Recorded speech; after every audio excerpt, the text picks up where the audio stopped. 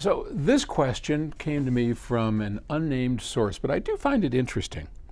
And he writes, Paul, you've been asked why there aren't remnants of materials like stainless steel, which kind of makes sense, as those types of material certainly would over 100,000 years decompose. But if the Eemians were as technically advanced as we are today, wouldn't we find some evidence of things like concentrations of processed nuclear fuel, like uranium-238, U-238? Uranium-238 has a half-life of over 4 billion years, so it'll be around for a long time. And if the Eemians achieved spaceflight, would it be possible to see evidence of materials on the moon or elsewhere in the vacuum of space in our solar system? I think those are two really great questions, and of course, I don't know the answer to that, but I can speculate, and all this is sort of speculation anyway, right? So what do we know? We know the Eemians existed. We know they were as advanced as we are anthropologically. Their brains were the same size, same people, same as us. We know that 100,000 years ago they had the same period of warming as we have now in the Holocene, our current era. We know that at the end of the Eemian, greenhouse gases mysteriously rose up and all hell broke loose in a climate crisis that looks very much like what's happening today. Okay, so that's what we know for a fact. Now imagine,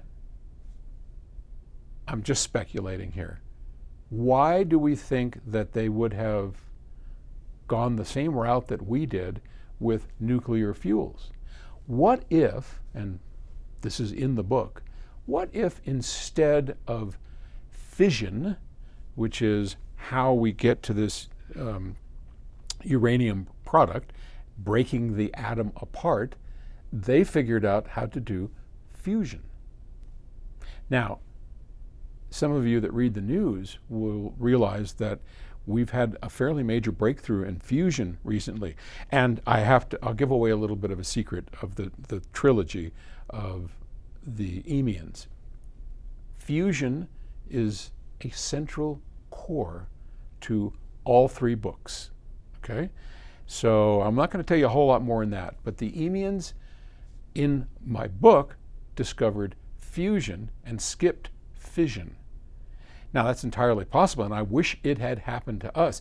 For those of you that don't know, nuclear power as we see it today is fission, the breaking apart of the atom. And when you do that, it releases all kinds of nasty stuff. That's where the radiation comes from. That's where all the, when the bombs blow up, all that stuff, okay? That's called fission, breaking apart the atom. Fusion is what powers the universe. Our sun is a giant fusion reactor. Hydrogen is fused because of the immense gravity of the sun. It fuses the atoms together, and when they fuse together, they release a tremendous amount of energy without all that radiation. And fusion doesn't use U-235 and all that. Fusion uses hydrogen, okay? So you're converting one of the most abundant gases in the universe into energy, and it's clean. I think it produces water or something, crazy. So in the book, we speculate that they skipped fission and went directly to fusion. We took a different route, went fission, and we're trying to get to fusion, and we're close.